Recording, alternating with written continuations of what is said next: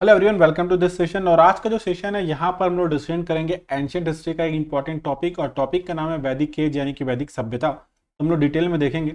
और आप सभी बच्चे यार सेशन को एक बार शेयर कर देना, और जो भी आपके डाउट होंगे वो कमेंट बॉक्स में ज़रूर लिखना, ठीक है ना, ताकि मैं उनको रिजॉल्व कर पाऊँ। तो सारे बच्चे यार शेयर करें, स्टार्ट करते हैं हम लोग इस सेशन को।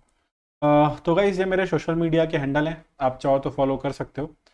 तो स्टार्ट कर लेते हैं। तो दोस्तों सबसे पहले अगर बात करूँ, जो टॉपिक है इसका नाम वैदिक एज क्यों है या फिर वैदिक सभ्यता क्यों है, क्योंकि देखो इस समय जो वैदिक लिटरेचर है यानी कि जो वैदिक साहित्य है उसका कंपाइलेशन किया गया, उनका संकलन किया गया, उनको लिखा गया, इसलिए इसको वैदिक एज कहा गया।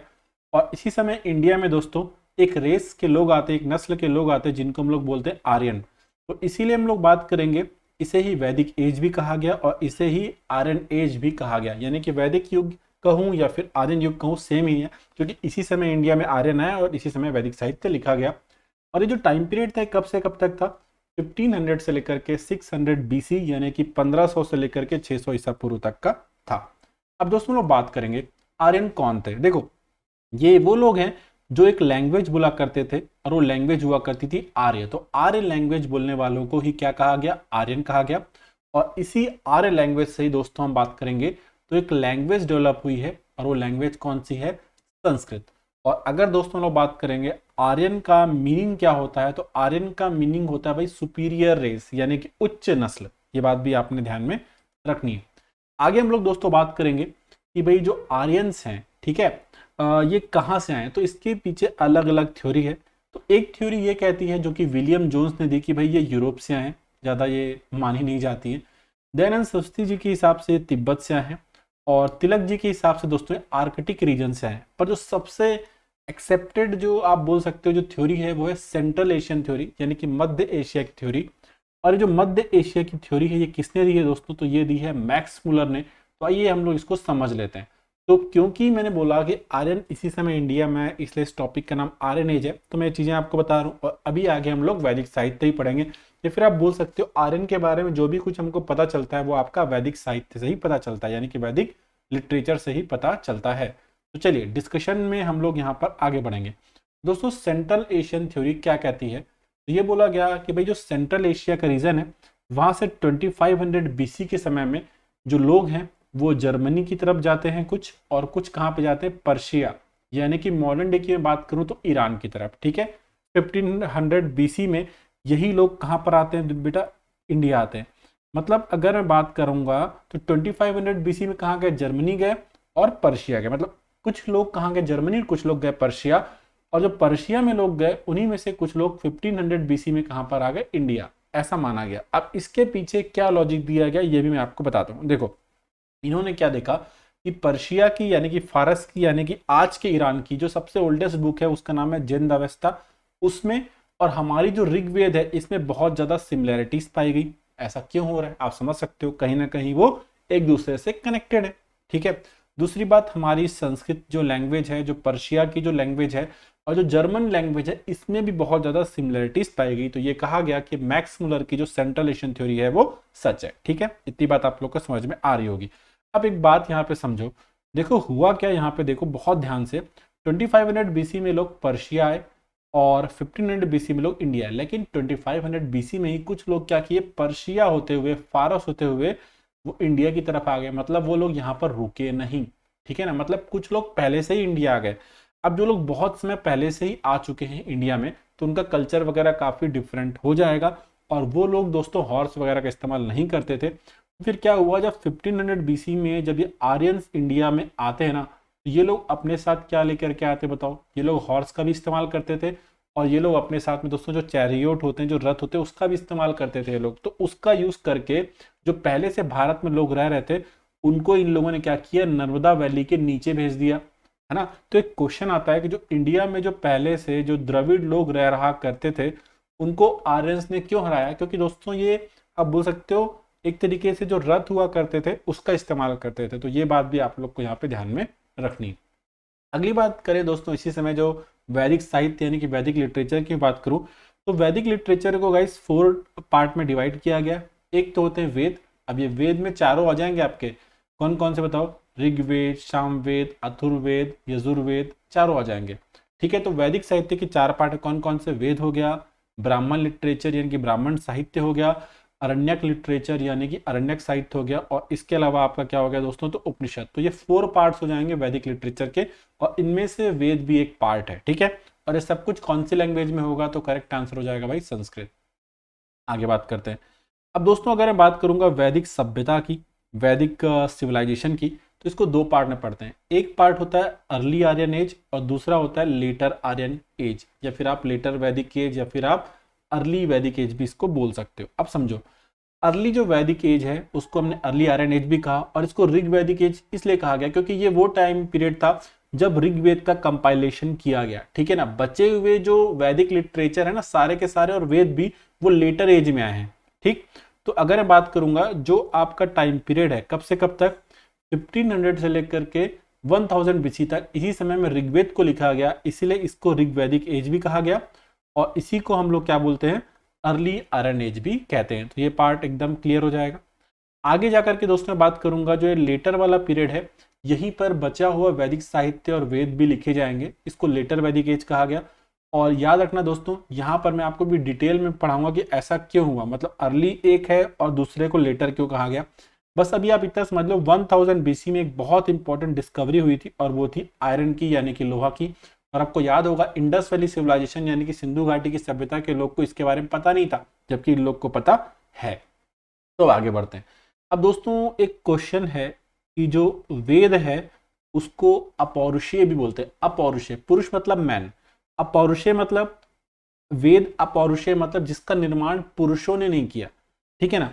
अब उस समय ये बोला जाता था कि जो काम पुरुष नहीं कर सकते वो महिलाएं भी नहीं कर सकती। तो अगर ये वेद अपौरुषेय हैं तो आखिरकार वेदों को किसने बनाया, तो भाई ऐसा माना गया कि जो वेद हैं उनका डिवाइन ओरिजिन है। दैट मीन्स मैं ऐसा बोल सकता हूं कि भाई साहब जो वेद हैं वो कैसे हैं भाई, वेद जो हैं आपके दैवीय हैं। तो अगर ये क्वेश्चन है तो आप लोग को ध्यान में रखना है कि वेद अपौरुषेय, दैट मीन्स जो वेद है उनका डिवाइन ओरिजिन है, मतलब देवों की वाणी है, ठीक है। अब एक बहुत इंपॉर्टेंट क्वेश्चन है कि वेद का शाब्दिक अर्थ यानी कि वेद का लिटरल मीनिंग क्या होता है। तो वेद का लिटरल मीनिंग होता है आपका नॉलेज। ये पॉइंट भी आपने ध्यान में रखना है। और जब आर्यंस दोस्तों हम लोग बात करेंगे, जब आते हैं इंडिया में, तो ये आप लोग को समझना है, क्योंकि मैं अभी आपको यहाँ पर दोस्तों बताने की कोशिश कर रहा हूँ कि आर्यन जब आएंगे स्टार्टिंग में तो कहाँ पर रहेंगे, सप्त सैंधव प्रदेश। इसका मतलब क्या होता है, इसका मतलब होता है दोस्तों लैंड ऑफ 7 रिवर्स। अभी मैं आपको आगे समझाऊंगा। ये आर्यन जब इनिशियली इंडिया में आएंगे तो कहाँ पर रहेंगे, याद रखो लैंड ऑफ 7 रिवर्स में रहेंगे। अगली बात करते हैं। देखो दोस्तों जो वेद हैं इनको नित्य भी कहते हैं। नित्य मतलब जो एग्जिस्टिंग फ्रॉम ऑल टाइम, मतलब जिसका कोई भी टाइम नहीं पता कि वेद कब से हैं। दैट मीन्स जो वेद है दोस्तों वो कैसे हैं भाई, वो डिवाइन है। फिर से मैं बोल रहा हूँ, क्योंकि जब से समय चल रहा है तब से वेद एग्जिस्ट करते हैं, यानी कि नित्य है। तो अगर वेदों को और क्या कहते हैं, नित्य भी कहते हैं। और वेदों को दोस्तों श्रुति भी कहा गया। क्यों, क्योंकि जब तक वेदों का कंपाइलेशन नहीं किया गया तब तक ये जनरेशन टू जनरेशन ट्रांसफर किया गया, कैसे, बोल करके। तो अगर कोई बोल रहा है तो अगला बंदा सुनेगा, और सुनने को अपन श्रुति कहते हैं। मतलब जनरेशन टू जनरेशन ये श्रुति के थ्रू क्या हो रहा है दोस्तों, ट्रांसफर हो रहा है, ठीक है ना। तो एक बात मैं आपको बताना चाहूंगा, इतने समय में हम लोग ये समझ चुके हैं कि जो वेद अगर इनका डिवाइन ओरिजिन है, तो वेद जो है दोस्तों इसका कभी भी क्या नहीं किया गया, बताओ। वेदों को हम लोगों ने कंपोज नहीं किया है ना। वेदों को हम लोगों ने क्या किया है दोस्तों, याद रखो, मतलब जो उस समय के लोग थे उन लोगों ने वेदों को कंपाइल किया है, ठीक है ना। यानी कि वेदों का संकलन किया गया है, मतलब जनरेशन टू जनरेशन जो बातें चल रही थी उसी को दोस्तों लिख करके रख लिया गया। ये बात आप समझ पा रहे हैं। तो वेदों को हम लोगों ने क्या किया भाई, कंपाइल किया गया है, वेदों को कंपोज नहीं किया गया है। तो दोनों में अंतर है और अच्छे से आप लोग समझ पा रहे होंगे। अब अर्ली आर्यंस टाइम पीरियड मैंने आपको बताया कि जो स्टार्टिंग में जो आर्यंस आते हैं दोस्तों, है ना, वो कहाँ पर रहते हैं भाई, वो रहते हैं लैंड ऑफ 7 रिवर्स यानी कि 7 नदियों के प्रदेश में। और अगर मैं इस एरिया के बारे में आपसे बात कर रहा हूँ तो आप यहाँ पे ध्यान से देखो, यहाँ पे नदियाँ दिखेंगी आपको, सिंधु, झेलम, है ना, चिनाब, रावी, ब्यास, सतलुज, ये सारी नदियाँ दिखेंगी। तो ये जो आपका जो ये यहाँ पे ना येलो वाला जो पोर्शन दिख रहा है, ये वाला आपका जो पोर्शन दिख रहा है, ये इस एरिया में स्टार्टिंग में आर्यंस यहाँ पे रहेंगे। तो इसी को बोलते हैं सप्त सैंधव प्रदेश यानी कि लैंड ऑफ 7 रिवर्स। यहाँ पर स्टार्टिंग में आर्यंस रहेंगे, ठीक। तो ये पॉइंट आपके लिए इंपॉर्टेंट है। और आप समझ सकते हैं दोस्तों इसमें मेनली कौन सा रीजन आ रहा है। मेनली आपको यहाँ पे जो रीजन आ रहा है वो पंजाब। अब यहाँ पे आपको पता है कि पंजाब का इंडिया वाला पोर्शन और पंजाब का पाकिस्तान वाला जो पोर्शन है, दोनों को क्या कर रहे हैं दोस्तों हम लोग बात करें तो आप बोल सकते हो कंबाइन करके बात करो। और याद रखना दोस्तों, जो आर्यन टाइम पीरियड है, खास करके जो आपका स्टार्टिंग वाला, इस समय जो अगर आपसे पूछ लिया जाएगी जो हॉली रिवर कौन सी थी, तो याद रखना जो यहाँ पे सबसे पवित्र जो नदी मानी गई थी वो सरस्वती ही थी, ठीक है ना। तो जो सरस्वती नदी है उसके किनारे हम लोग बात करें दोस्तों, तो वेदों को काफ़ी ज़्यादा पढ़ा गया, ये सब भी काम किया जाएगा। अभी आप लोग एक बार समझेंगे आगे जा करके। तो अभी तक मैंने क्या बताया कि वेदों को हम लोगों ने कंपाइल किया है भाई, संकलन किया है, कंपोज नहीं किया है, ठीक। आगे बात करेंगे। तो अगर मैंने स्टार्टिंग में बोल भी दिया होगा तो आप लोग मेरे मतलब समझ पाएंगे, क्योंकि वेदों का ओरिजिन कैसा माना गया, डिवाइन माना गया। अब दोस्तों हम लोग बात करेंगे जो अर्ली आयरन एज है उसके बारे में। मैंने आपको बताया कि ऋग्वेद से ही जानकारी मिली, क्योंकि ऋग्वेद इसी समय में लिखा गया, इसलिए इसको ऋग्वैदिक एज भी कहा गया। और अकॉर्डिंग टू यूनेस्को वर्ल्ड की जो ओल्डेस्ट बुक है दोस्तों, किसको माना गया भाई, वो ऋग्वेद को माना गया। ये पॉइंट भी आपने यहाँ पे ध्यान में रखना है। अगली बात करें, ऋग का मीनिंग क्या होता है। तो अगर गाइस आपसे पूछा जाए कि ऋग का मीनिंग क्या होता है, तो ऋग का मीनिंग होता है प्रेस, यानी कि प्रशंसा। और इसमें प्रशंसा की गई किसकी, भगवान की। तो ऋग्वेद में दोस्तों बहुत सारे क्या है भाई, मंत्र हैं, हिम्स हैं। और ये मंत्र कितने हैं भाई, ये मंत्र है 1028। और इसमें भगवान की प्रेस की गई है, भगवान की क्या की गई है, प्रशंसा की गई है, ठीक है ना। जैसे मैं बोलता हूँ कि किसी भगवान की हम लोग बोलते हैं, सपोज करो जय बजरंगबली, मतलब भगवान की जय, है ना, हम उनकी प्रेस कर रहे हैं एक प्रकार से। तो मैं आपको बताना चाह रहा हूँ कि इसमें 1028 मंत्र है और इसमें भगवान को प्रेस किया गया है। तो अगर बात करूँ, जो ऋग्वेद है बेसिकली क्या है, कलेक्शन ऑफ हिम्स है, यानी कि ये मंत्रों का संकलन है। और जो लोग भी दोस्तों, जो ऋषि मुनि जो होते थे, जो एक्सपर्ट हो जाते थे किस चीज़ में भाई, ऋग्वेद में, तो उनको बोला जाता था होत्रा, होत्रा, या फिर आप बोल सकते हो भाई होत्री, होत्रा, या फिर क्या बोलते थे, होत्री उनको कहा गया। तो ये पॉइंट भी आप लोग यहाँ पे ध्यान में रखना, होत्रा या फिर होत्री उनको कहा गया। अगली बात दोस्तों बात करूंगा, जो ऋग्वेद है उसके टोटल 10 पार्ट थे। और यहाँ पर आप बोल सकते हो जो पार्ट है उन्हीं को क्या कहा गया, मंडल। तो ऋग्वेद में टोटल कितने मंडल, 10 मंडल। ये भी आपके एग्जाम में जो है क्वेश्चन दोस्तों पूछा गया है। अब जो इसमें मंडल 2 से लेके 7 है, उनको दोस्तों सबसे पहले कंपाइल किया गया, तो इसलिए ये क्या कहलाए, ये ओल्डेस्ट मंडल कहलाए, ठीक है ना। और जिन ऋषि मुनियों ने इसको कंपाइल किया उन्होंने अपनी फैमिली के बारे में भी लिख दिया, इसलिए इसको फैमिली या फिर वंश मंडल भी कहा गया। आई होप आप लोग बात समझ पा रहे होंगे। उसके बाद 8 और 9 मंडल का कंपाइलेशन किया गया। तो ये आप बोल सकते हो सबसे पुराने हो गए 2 to 7, उसके बाद 8 और 9, और सबसे लास्ट में आपके मंडल नंबर 1 और 10 का कंपाइलेशन किया गया। तो मेरे ख्याल से कोई डाउट आपको नहीं होना चाहिए। अब इसमें दोस्तों जो आपका मैं बात करूं, जो मंडल नंबर 2 है, इसमें आपको क्या देखने को मिलेगा बताओ। इसमें कुछ खास नहीं, आप याद रखो मंडल नंबर 3। दोस्तों मंडल नंबर 3 में आपको देखने को मिलेगा गायत्री मंत्र। ये क्वेश्चन आता है एग्जाम में कि गायत्री मंत्र जो है वो कौन से मंडल में है, तो मंडल नंबर 3 में। और ये भी याद रखो कि गायत्री मंत्र का कंपाइलेशन करने वाले जो ऋषि मुनि थे उनका नाम क्या था, तो ऐसा मानते हैं कि उनका नाम था विश्वामित्र। विश्वामित्र ने इसका कंपाइलेशन किया था। और इसी तरीके से दोस्तों एक और इम्पॉर्टेंट मंडल, मंडल नंबर 9, ठीक है ना। तो जो मंडल नंबर 9 है, इसमें जो प्लांट के गॉड है जिनको सोम गॉड कहा जाता है उनका जिक्र है। तो ये क्वेश्चन भी आप लोग याद रख लेना। ये 2 क्वेश्चन जो हैं आपके यहाँ से बन जाते हैं, तो आपके लिए ज़रूरी है। अब दोस्तों अगर हम बात करेंगे जो अर्ली आयरन एज है, इस समय के हमने ये तो देख लिया कि भाई ऋग्वेद से जानकारी मिल रही है। और इस समय जो पॉलिटिकल लाइफ था, यानी कि जो राजनीतिक जीवन था, और इसी समय अगर हम बात करने की कोशिश करें जो इकोनॉमिकल लाइफ थी, जो आपकी जो अर्थव्यवस्था थी वो कैसी थी, इसको भी हम लोग यहाँ पे समझने की कोशिश करेंगे। तो देखो भाई, यहाँ पर जैसे मैं बात करूँ, जो प्रत्येक व्यक्ति है उसको जन कहा गया था। और जो जन का लीडर होगा, है ना, जो जन का लीडर होगा वो क्या कहलाएगा, राजन कहलाएगा। और राजन का मेन काम क्या रहेगा, ये प्रोटेक्टर रहेगा किसका। इस समय दोस्तों जो लोग थे वो कबीले में रहा करते थे, जो कबीलों का जो प्रोटेक्टर होगा, जो लीडर होगा, उसी को राजन कहा जाएगा। और यहाँ पे याद रखना दोस्तों, बनाई जाती थी सभा, सभा या फिर आप इसको बोल सकते हो समिति। और ये लोग मिल करके भी डिस्कशन करते थे और राजा को सलाह वगैरह भी दिया करते थे, ठीक है ना। तो सभा या समिति भी इस समय बनाई जाती थी। तो बेसिकली राजा कैसा है, बस एक कबीले का रक्षक है। तो दोस्तों अगर बात करें कबीले, तो कबीले वाले कैसे रहते हैं, आज यहाँ हैं कल कहीं और रहेंगे।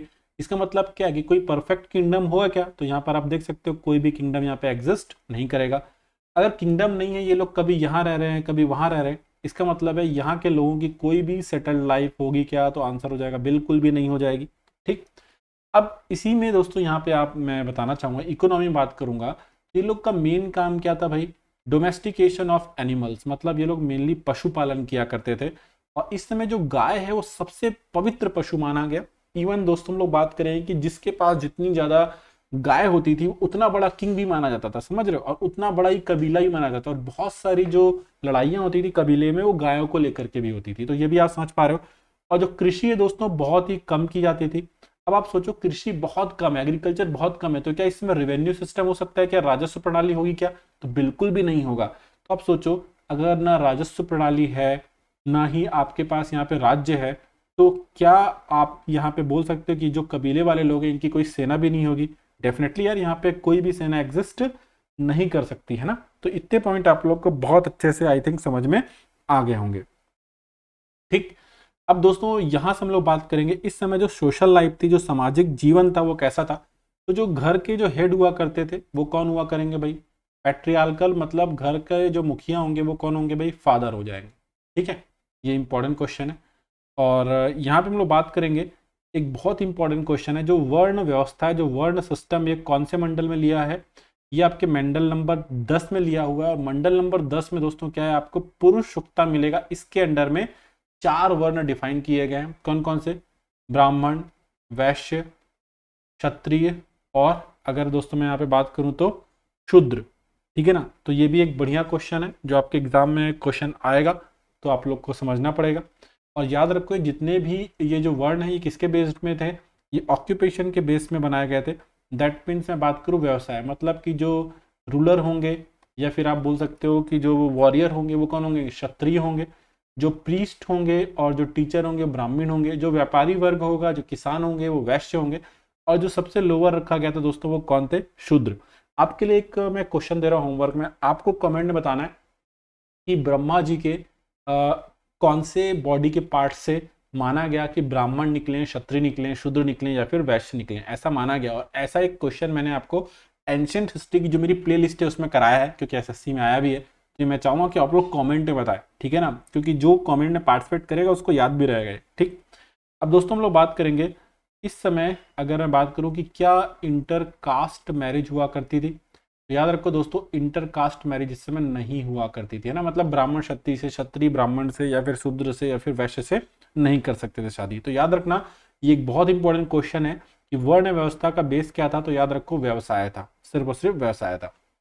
इस समय दोस्तों जो एक व्यक्ति का जीवन है उसको कुछ आश्रम में डिफाइन किया गया था, यानी कि स्टार्टिंग के मान लो 25 ईयर्स तक सपोज कर लो कि आपको ब्रह्मचर्य का पालन करना है। मतलब यहाँ पर आपकी लाइफ होगी एक स्टूडेंट की, किसकी लाइफ होगी भाई, स्टूडेंट की लाइफ होगी आपकी, ठीक है ना, ये यहाँ पे मैं लिख देता हूँ।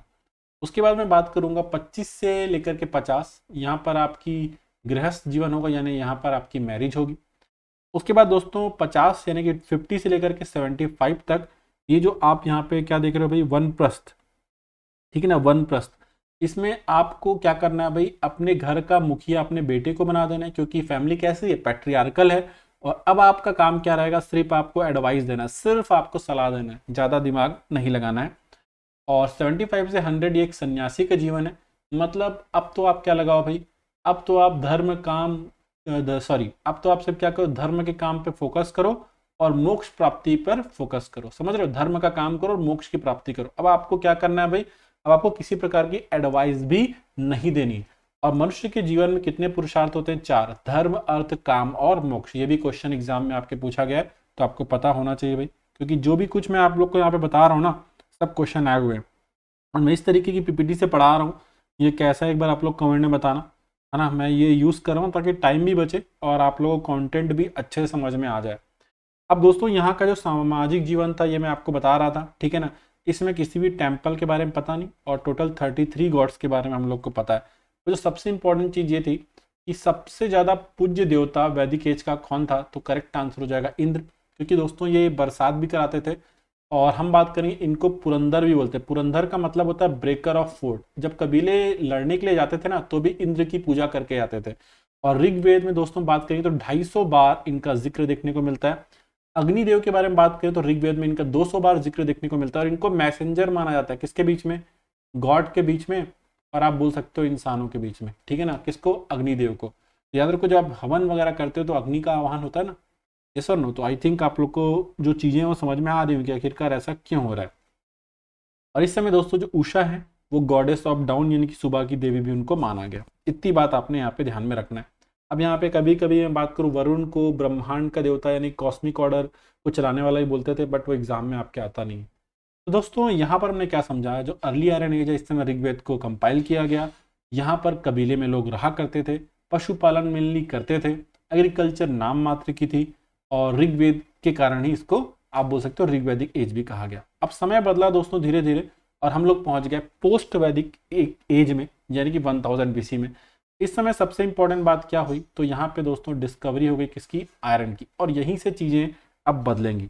अब देखो यहाँ पे क्या हुआ, इस चीज में बाद में आता हूँ। देखो जब इन लोगों ने आयरन की खोज होगी ना, तो इन्होंने दोस्तों क्या बना लिए, इन्होंने अब बना लिए बहुत सारे कटिंग टूल्स। अब मेरी बात को बहुत ध्यान से समझना, क्या बना लिए, कटिंग टूल्स। अब मेरी बात को देखना, जब कटिंग टूल्स बनाए तो ये लोग पहले कहाँ पे थे, यहाँ पे थे सप्त सैंधव प्रदेश में।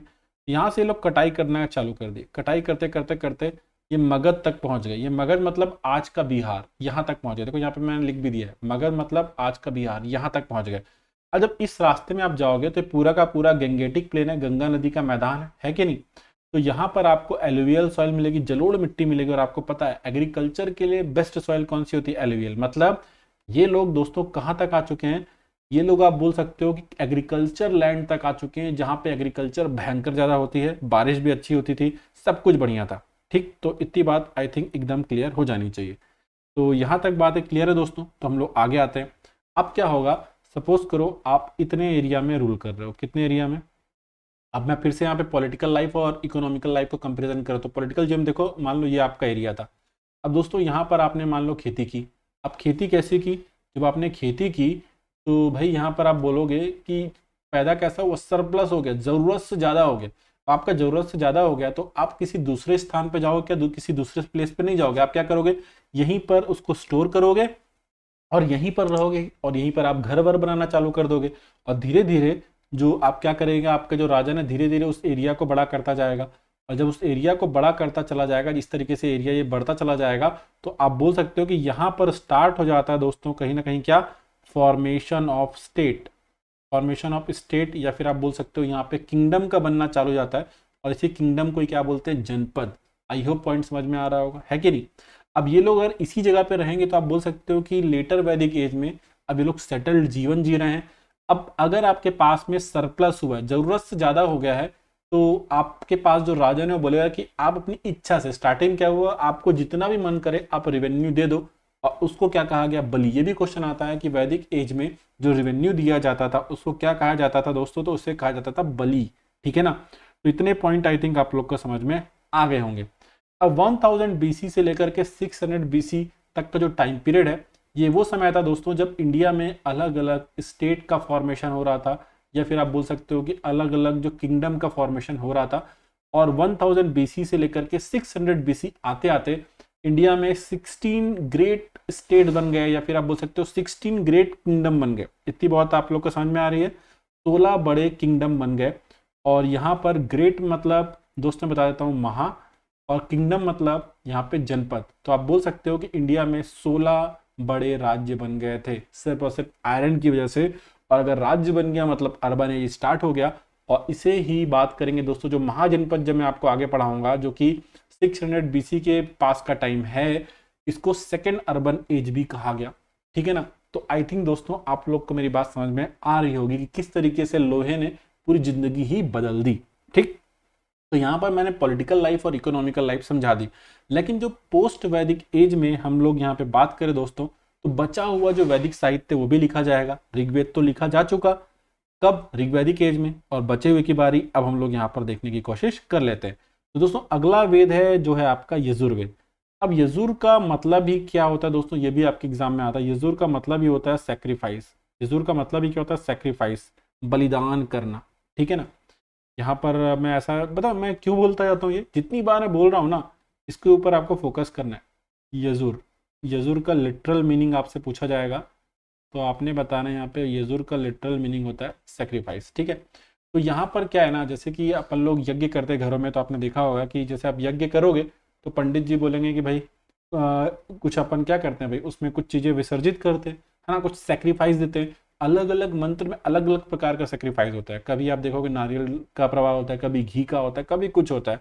तो क्या होगा ना दोस्तों, यहाँ पर आपसे पूरा का पूरा सेक्रीफिशियल फॉर्मूला कि कौन से मंत्र में क्या कैसे होगा सेक्रीफाइस, ये सब यहाँ पे बताया गया है।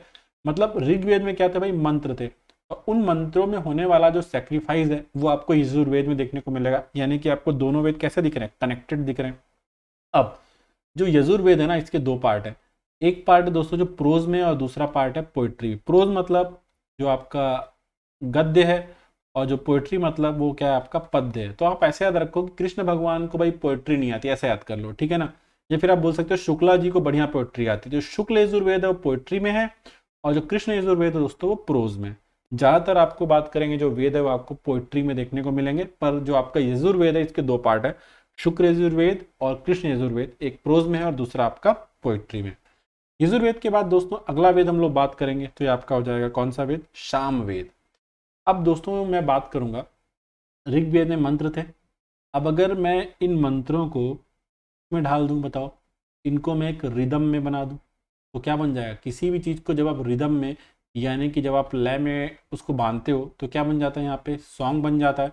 ठीक है ना, तो ये भी ऋग्वेद से कनेक्टेड हुआ। तो ये कलेक्शन ऑफ सॉन्ग है, और जो सॉन्ग होते हैं बहुत ही मधुर होते हैं, इसलिए इसको बुक ऑफ मेलोडी कहा गया। और ये क्वेश्चन आपके एग्जाम में आता है कि इंडियन म्यूजिक का ओरिजिन माना गया है किसको भाई, सामवेद को। और दोस्तों याद रखो, अर्थक्वेक और बात करेंगे अकाल का जो पहला रिटर्न एविडेंस है वो आपको सामवेद से ही मिला हुआ है। और स्टार्टिंग के जो तीनों वेद हैं आपस में कनेक्टेड हैं। कैसे, ऋग्वेद में मंत्र हैं, उसमें जो सेक्रीफाइस करना है वो यजुर्वेद में है, और ऋग्वेद के मंत्रों को ही अगर आप रिदम में डालते तो सॉन्ग बनता है। इसलिए स्टार्टिंग के तीनों वेद को ही वेद त्रयी या फिर त्रिवेद के नाम से भी जाना गया। तो बढ़िया क्वेश्चन आपसे बनेगा और आपको पता होना चाहिए। लास्ट वेद है अथर्ववेद।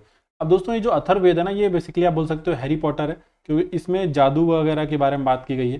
तो ऐसा बोला गया भाई कि ये जो आपका अथर्ववेद है, ठीक है ना, जो आपका, अगर मैं दोस्तों यहाँ पे बात करने की कोशिश करूँ, जो अथर्ववेद है इसको आप लोग यहाँ पे ध्यान से कोशिश करोगे तो यहाँ पे जादुई मंत्रों के बारे में बात की गई। इवन दोस्तों ऐसे मंत्र हैं जिनके उच्चारण मात्र से ही आपकी जो डिसीज होती है, जो आपकी बीमारी होती है, उसको बोला गया कि भाई वो बीमारी भी आपकी क्या हो जाएंगी, क्योर हो जाएंगी, ठीक हो जाएंगी।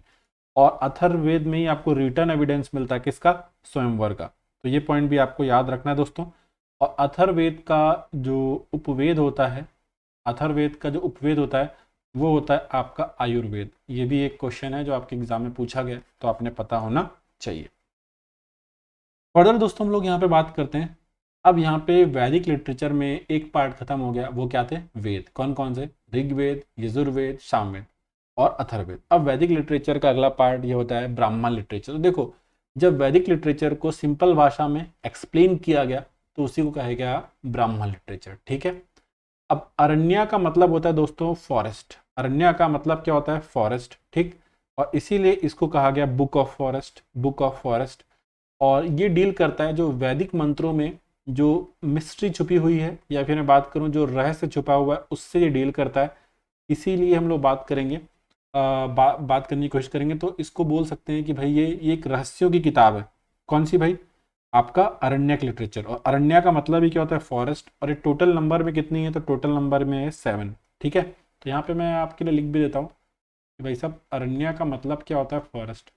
देखो आपको जितना पढ़ना है उतना ही पढ़ना, जितना मैं बता रहा हूँ, ज़्यादा मत करना। और एमसीक्यू की प्रैक्टिस करोगे तो वो आपको प्रॉफिट करेगा। तो यहाँ पे ब्राह्मण लिटरेचर हो गया, अरण्यक लिटरेचर हो गया, और लास्ट है उपनिषद। देखो उपनिषद का मतलब होता है टू सिट नियर, किसके सिट नियर, गुरु के, और गुरु आपको ज्ञान देगा। ठीक, ये मान लो। अब दोस्तों जो वेदों को सिंपल भाषा में एक्सप्लेन किया गया उसको बोलते हैं ब्राह्मण साहित्य। जो उसमें रहस्य थे उसको जिसमें एक्सप्लेन किया गया उसको बोला गया अरण्यक लिटरेचर। पर वेदों में जो फिलोसफी थी, यानी कि जो दर्शन था, वो किस में रखा गया, वो उपनिषद में रखा गया। तो ये है दोस्तों, आप बोल सकते हो डील करता है फिलोसफी से। जो भी वैदिक मंत्र में जो फिलोसफी, उससे डील करेगा। और इसके टोटल नंबर भी आपके एग्जाम में आते हैं 108 है। और दो उपनिषद बड़े इंपॉर्टेंट है, खास करके ये वाला जो मुंडको उपनिषद है दोस्तों, इसी से लिया गया है क्या बताओ, जो हमारे नेशनल एम्बलम में सत्यमेव जयते, सत्य की सदा जो विजय होती है वो यहीं से लिया गया है। और जो कथा उपनिषद है जिसमें कन्वर्सेशन है यमराज और नचिकेत के बीच में लाइफ को लेकर के, जीवन को लेकर के, वो भी आपको यहाँ पे देखने को मिलेगा भाई। और क्योंकि वैदिक लिटरेचर में जो 4 पार्ट थे तो जो लास्ट पार्ट है उपनिषद है, इसलिए इसको वेदांत के नाम से भी जाना गया।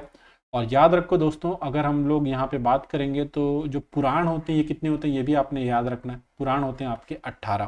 कितने होते हैं दोस्तों? 18। एक होमवर्क आपके लिए और है। होमवर्क क्या, देखो, जो लोग सामवेद में एक्सपर्ट हो जाते हैं उनको क्या बोलते हैं, जो लोग यजुर्वेद में एक्सपर्ट हो जाते हैं उनको क्या बोलते हैं, और जो लोग अथर्ववेद में एक्सपर्ट हो जाते हैं उनको क्या बोलते हैं। ये 2 होमवर्क मैंने आपको दिए हैं, एक तो ये वाला और एक बताओ कौन सा दिया, बता सकते हो आप लोग? एक मैंने आपको और कोई होमवर्क दिया था, हाँ, ब्रह्मा जी के बॉडी के कौन से पार्ट से कौन से वर्ण का क्या हुआ है, ओरिजिन हुआ है। ये 2 आपको कमेंट में बताना है, ठीक है ना। और जो लोग भी करेंगे मैं उसके कमेंट को पिन कर दूंगा भाई, ठीक है ना, जो भी पहला कमेंट आएगा करेक्ट। तो चलिए दोस्तों अब आगे बढ़ते हैं, ये आपको बताना है। अब जो हिंदू स्कूल ऑफ फिलोसफी, जो हिंदू दर्शन है, वो दोस्तों 6 है। आपको बस उस दर्शन का नाम याद रखना है और उसको किसने दिया, बस इतना। ये 2 चीज अगर आप याद रखोगे तो एक क्वेश्चन आपका बन जाएगा, ठीक है। जैसे कि दोस्तों संख्या, संख्या संख्या को किसने दिया है, तो आप याद रखो कपिल ने। ऐसा भी याद सकते हो 83 में हमने वर्ल्ड कप जीता तो 83 एक संख्या है, किसने दिया, कपिल ने, बस इतना। ये क्या करता है उससे आपका मतलब नहीं है भाई।